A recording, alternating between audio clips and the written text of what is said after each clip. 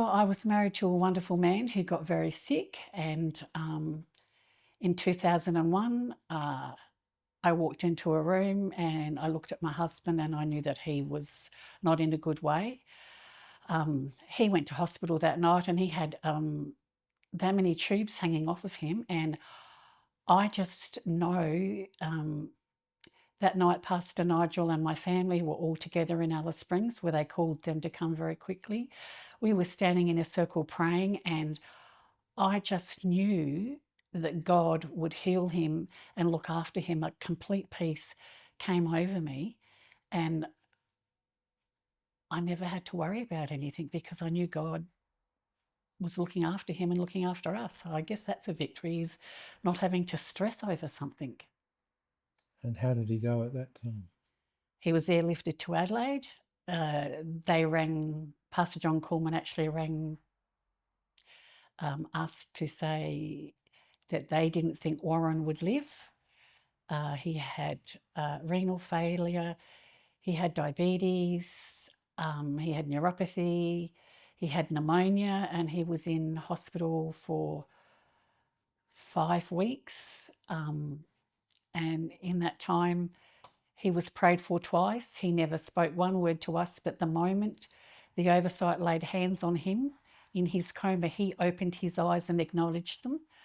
And when they said, "We will pray for you, Warren," and he opened his eyes and looked at them, he hadn't looked at any of us in that time. So I coped really well because I just knew that God was looking after us.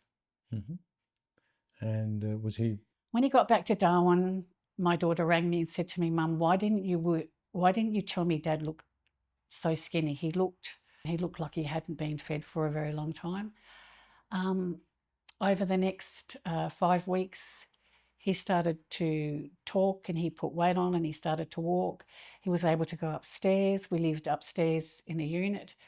Um, he never lost any brain function. He was always able to speak and to pray and do all those sorts of things. So, yeah, he was fine. So, within 6 weeks, we were home and he was living a normal life. So, my daughter, when she gets pregnant, has a really bad pregnancy. It runs in our family. I'll just say that. And it was around Christmas time again, and she uh, she was sick and she was drinking a lot of water.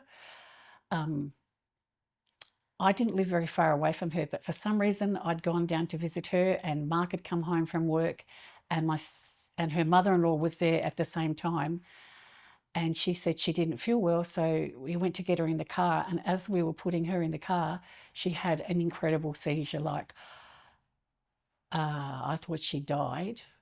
Mark got her out of the car and he laid hands on her and he prayed and he prayed, and I rang the ambulance, and Zena said, "What do we do?" And I said, "We just pray."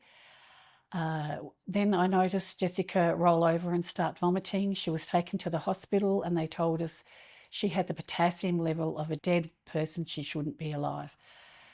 The next few weeks, my daughter, she couldn't speak. The only thing she could say was first, which meant give me a drink of water.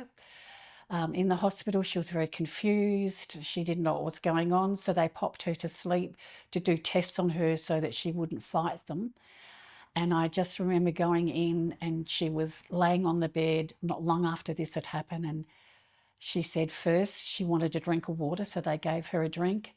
And the next thing that she did was the most incredible thing I've ever seen. She turned over on her belly and spoke fluently in tongues to the Lord. She couldn't speak to us, but she could pray in the Spirit. And I instantly knew we had not to worry about Jessica because God would look after her and heal her, and He did. And over the next few weeks, she learned to talk again. She learned what things were. She learnt our names. She learnt who we were. It was just an amazing thing to see her recover from something that was very bad. How is she now? She is amazing. She never complains. There's nothing she can't do. She's very clever. And the one thing that Jessica asked the Lord to do for her, she just started to sew, and she's legally blind. She doesn't see like you and I see. And the one thing she wanted to do was to sew. when she sews onto her sewing machine, she can't see the needle, but my goodness, can she make incredible things. She's made many, many costumes, and she does patchwork, quilting.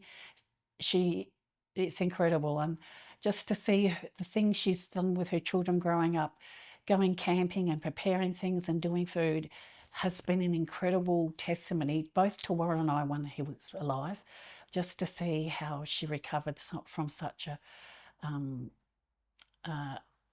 horrendous thing that happened to her. And her daughter was born 7 or 8 months later, and she was perfectly normal, nothing wrong with her. And I just want to thank the Lord for that.